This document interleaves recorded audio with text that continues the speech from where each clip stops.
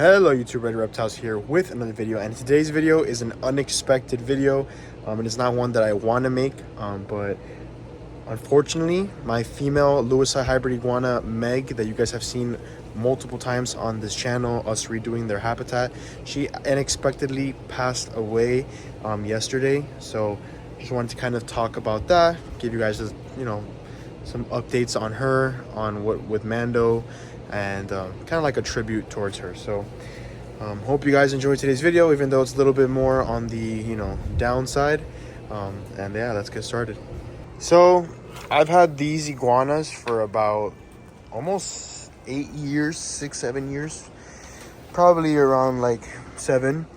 And when I got them in a trade for 3 redfoots that I purchased a group from, and that group never ate. So somebody was like, listen, I'll take them and I'll give you this pair of Lewisi hybrid iguanas. So with that came Mando, and then the female Meg, who you guys saw. They were a lot smaller than this. They were not tame. They were not, habituated to being handled or being, around people. And over time, I built a bond with both of these iguanas. But I built a more stronger connection with Meg rather than Mando. As you can see, Mando doesn't care that I'm here. But if I go to touch him or get close to him, he'll start kind of perking up, and he doesn't really enjoy that. So I woke up yesterday morning. I come inside, do my rounds, check everybody, and then right here laying down was Meg, and she was just lifeless there on the floor. She seemed to have passed probably in the night or early in the morning. She was not smelling, she wasn't bloated, she wasn't stiff. So what I did is I immediately grabbed her, assessed her, and I went ahead and put her in the freezer for the reptiles. Because the first thing to my mind was like, I need to see exactly what happened with her. So once I did that, I put her in the freezer, like I said, and I just went on about my day because I had to do some things. And then that leads me to the next step of the process. So like I said, I found her, put her in the freezer. I had to go to work. I had to do some things throughout the day. But I messaged one of my friends named Zookeeper Ryan on Instagram. And what he does is he articulates a bunch of passed away animals for friends of ours, for his own collections. I've gotten tortoise shells from him. You guys have seen that in the reptile room. At first I was like, let me articulate the entire skeleton of Meg. The reason behind this is because I want to kind of preserve my animals, and they can be used for education post being alive. And it's just a great way to visually show people structure, how these animals are. The same thing with the tortoise shells. But that was a little bit too difficult for him because Meg, as you guys know, was a small female. She's not like Mando, who is still kind of a small male in relative to the other iguanas that I've seen, but he's still he's got his size. So I just went ahead and I commissioned her skull, which that is in progress. So I'll give you guys an update on that to show you guys how that goes on. But yeah, I don't even know what to say at this point because it's not something that I want to talk about so much. I'm sad, of course, and I know it's just something that happens when it comes to animal keeping, but it's just part of life in general, and it's part of keeping animals itself. So that's kind of what happened. So now in this habitat, we just got Mando, and we have the 2 redfoots and yellowfoot. So yeah, in the hide are the redfoots and the yellowfoots. There's the 2 redfoots, you can kind of see the heads, and then the big female yellowfoot right there. Meg used to love to hang out in here in this back corner, and I don't honestly know exactly why she passed away. I will get that information as soon as I get her skull back.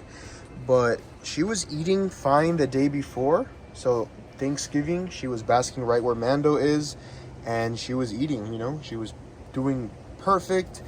She ate the day before. She ate spring mix. She also ate Missouri, which they obviously go crazy for. And I don't know, she just ended up unexpectedly passing away. It was not cold, and I don't know, she maybe brushed up on something, ate something bad, or maybe something got to her, something bit her. There's a multitude of possibilities that could have happened, but I don't know exactly how to explain them. And the only thing I can think of is obviously doing her an autopsy on her body, basically, and just discovering the contents that she ate previously to her passing away. And then that's kind of where we can give our idea from. there's also the possibility that I may never know what happened to her, and at that point it's okay. It's like I explained earlier, it's part of reptile keeping and how things happen. So I'll just go ahead and kind of give a more overview shots of Mando, talk about, I guess, his future and where maybe I might put him, and then I'll throw in some clips of Meg, like pictures and stuff of her. So yeah. So Mando is not going to go anywhere for the time being. I absolutely love these animals. They were more so my pets than breeders. They did breed for me every season. I only got 3 clutches from these guys in the time that I've had them. But I watched their development from, you know, younger iguanas to raising them up, and like I said, creating bonds with them and making sure that everything was okay. And then in that comfort and care, they ended up breeding. My latest clutch was this year. I had 8 beautiful babies. Those all sold.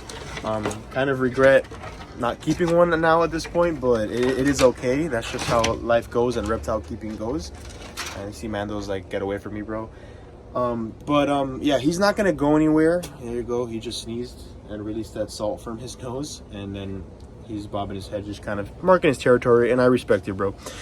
He's not gonna go anywhere. Like I said, this habitat is recently redone. You guys saw that video, and I might move him to the other side of the yard, maybe with this habitat, or just like one of those big dog kennels, make sure it's nice fortified.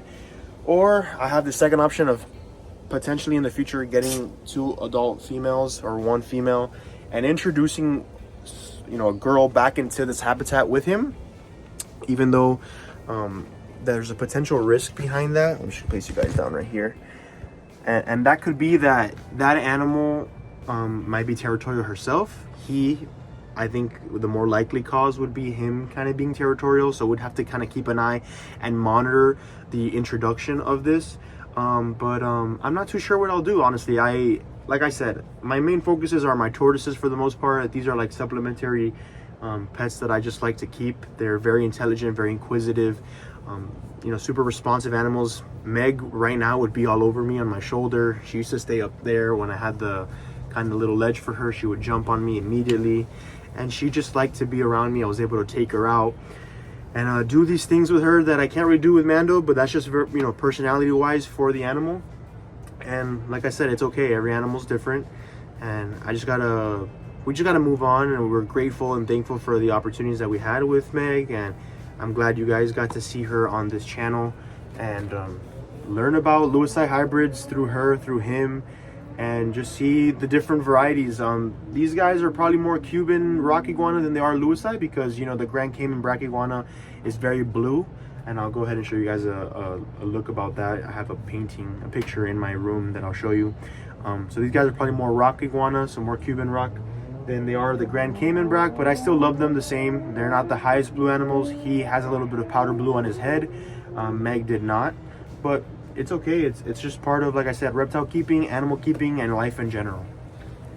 Here's what I was talking about in the last clip. This is a male pure Grand Cayman black iguana, so it's a blue iguana, that's what they call them. And this is usually what they look like. Obviously same structure and everything, but you know, Mando is nothing compared to, not nothing, but like nothing color wise compared to this powder blue iguana. So you can see the difference there.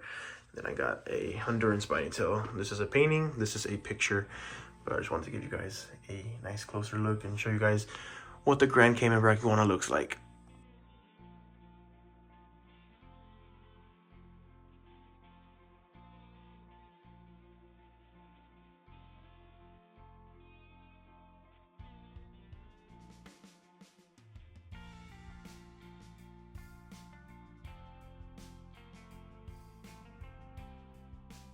So here's Mando just kind of exploring. I'm sure he's wondering, you know, where his girl went. This is the habitat, like I explained. You guys saw a fairly recent video on us building this, my dad and I. We built this a long time ago, but we just resurfaced the roof and we restructured out the viewing panels to make sure that the wire is thicker, of course. So Mando's down there. Meg is no longer with us, but that is okay. So I just wanted to kind of make a YouTube video and share with you guys, because, you know, you might see her in another video, or you might not see her in other videos, and you might be wondering, where is this iguana?